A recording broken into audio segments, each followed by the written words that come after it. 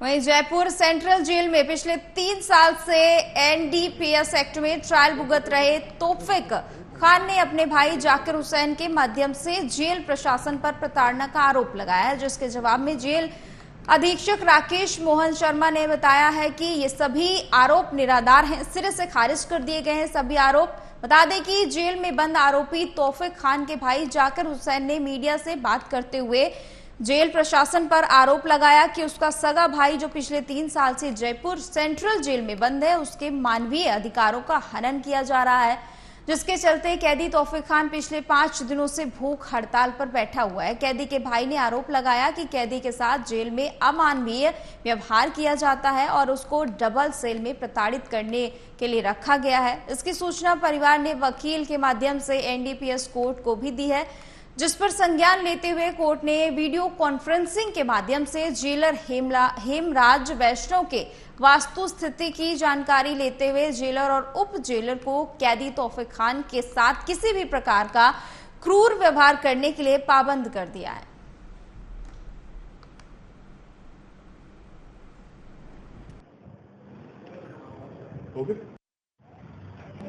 तौफीक जो एनडीपीएस के केस में है, पिछले 3 साल से तो लगातार जेल में है और पहले भी लगातार जेल में आता जाता रहा है। एक हैबिचुअल जैसे कहा जाए कि जेल के में बार बार आने वाला बंदी है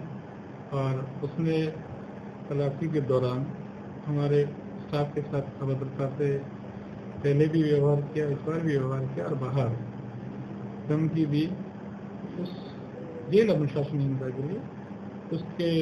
उसको जेल दंड से दंडित किया गया, जिसमें उसकी जो कम्युनिकेशन है वो दूसरी के लिए रोका गया। न तो उसके द्वारा किसी प्रकार की कोई हड़ताल की गई है, न की जा रही है और अभी वो आराम से रह गया है। उसका नाम तौफीक अली है। वो एनडीपीएस केस में अपने केंद्रीय कारागार है जयपुर में बंद है पिछले 3 सालों से, और अभी कुछ दिनों से 5-7 दिनों से पिछले 5-7 दिनों से उसका मेरे पास में कोई कॉल नहीं आया, जबकि पहले रोज कॉल आता था मेरे पास में। परसों रात को करीबन 11:30 बजे एक कैदी जो रिहा हुआ था जेल से, उसका कॉल आया और उसने बताया कि तौफीक अभी भूख हड़ताल पे है और उसे सेल में बंद कर रखा है। ना उसका कोई कॉल आ रहा है ना और कुछ आ रहा है। उसका क्या वजह है भूख हड़ताल की, पता चली? भूख हड़ताल की वजह उसने बताया कि उससे कोई 2 लाख रुपए की मांग की गई है अपने जेलर हेमराज वैष्णव जी के थ्रू। अच्छा, जो रिहा हुआ कैदी वो किस मामले में था, क्या उसके साथ था और क्या नाम है उसका? उसका नाम पता नहीं है, पर उसके नंबर है मेरे पास में, जिस नंबर से उसका कॉल आया था रात को 11:30 बजे।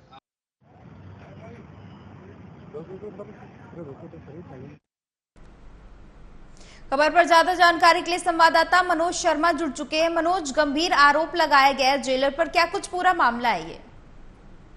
देखिए, जो कैदी तौफीक है उसके भाई ने आरोप लगाया है कि जो तौफीक है वो एनडीपीएस एक्ट के अंदर में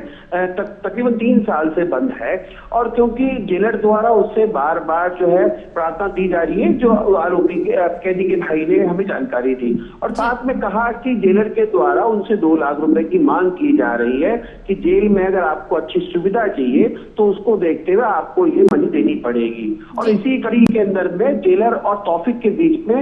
मनमुटाव हुआ, आपसी कहा सुनी हुई, और उसी कहा सुनी के अंदर में तौफीक को जो है डबल कोठरी के अंदर में उसे बंद कर दिए गए, जैसे कि तौफीक के भाई ने बताया। तो इस पूरे मामले की जब सामने प्रसंज्ञान आया तो जेलर जो राकेश मोहन शर्मा है उन्होंने कहा कि इस तरह का ऐसा कुछ भी मामला नहीं है, और क्योंकि तौफीक हमेशा आदतन अपराधी रहा है, एनडीपीएस एक्ट के अंदर में लगातार उसका आना जाना लगा रहा, पिछले 3 साल से जेल में बंद है, और इसीलिए क्योंकि उसने जेलर के साथ में दुर्व्यवहार किया है और इसीलिए उसे जो है एक अलग से सजा दी गई है, जिसमें जेल में प्रावधान है। और इसी बात को लेकर तौफीक के जो भाई हैं उन्होंने कोर्ट के अंदर में एनडीपीएस एक्ट के अंदर में उन्होंने जज से शिकायत की कोर्ट में, और तो कोर्ट ने प्रसंज्ञान लेकर जेलर को आदेश दिया कि इसके साथ कोई भी अनिवार्य घटना ना हो, इसके साथ में कोई क्रूर व्यवहार ना किया जाए। तो अगर हम मिला जुला के बात करें तो निश्चित तौर पर, क्योंकि कैदियों का जेल में जिस प्रकार से शोषण किया जाता है, पैसे मिलते हैं, मोबाइल मिलते हैं, तो वो कहीं ना कहीं एक तरह का सरकार या जेल प्रशासन के ऊपर में प्रश्न चिन्ह लगाता है। मनोज, अब क्योंकि कोर्ट की ओर से पूरे मामले का संज्ञान लिया गया, यह भी कहा गया कि इस तरह की अमानवीय घटना ना की जाए, क्या अब जो परिवार है वो संतुष्ट है या आगे कुछ और मांगे भी हैं? देखिए, परिवार जो है लगातार कई बार जेल में कैदी से मिलने के लिए गया। परिवार में जो जाकिर हुसैन है, तौफीक का भाई, वो बार बार कह रहा है कि हर हफ्ते या 15 दिन में जो जेल की कैंटीन होती है उसमें कैदियों को सामान दिया जाता है, और पिछले 10 से 12 दिन के अंदर में क्योंकि जो पैसा भेजा जाता है जेल कैंटीन के अंदर में उसका भी कहीं भी अभी रिकॉर्ड नहीं आया है। और क्योंकि उसमें जब खरीदारी की जाती है तो उससे साफ तौर पे नजर आ जाता है कि कैदी इस कैंटीन से सामान ले रहा है, क्योंकि वो ऑनलाइन पेमेंट किया जाता है। और क्योंकि बार बार जब ये बात सामने आई है कि कैदी जब एक छूट के गया और वहां पर उसने अपने भाई को सूचना दी कि भूख हड़ताल पे बैठा हुआ है, तो प्रशासन अचानक एक्टिव मोड में आया। अब क्योंकि परिवार का आरोप है कि वो आदतन अपराधी है, उसके लिए हम मना नहीं कर रहे, उसकी पैरवी नहीं कर रहे, लेकिन अगर जेल में तौफीक के साथ में अगर कोई भी घटना हो जाती है तो उसका जिम्मेदार कौन होगा। और इस जब कोर्ट ने आदेश दिया और जो कि वो मीडिया के सामने आए, उसके बाद जेल प्रशासन और जाकिर के बीच के अंदर में बातचीत हुई है। अब ये जेल के अंदर का जो मामला है वो कैसे सुलझा जाता है, आगे कोर्ट के आदेश की कितनी पालना की जाती है, ये तो समय ही बताएगा। लेकिन फिलहाल दोनों ही तौफीक और तौफीक का भाई और जेल प्रशासन लगातार जहां पर जाकिर आरोप लगा रहा है वहीं जेल प्रशासन इन आरोपों को नकार रहा है। मनोज, जो मौजूदा समय में अधीक्षक हैं, क्या उनके ऊपर और भी कैदियों ने इस तरह के आरोप लगाए हैं और वो सामने आए हों?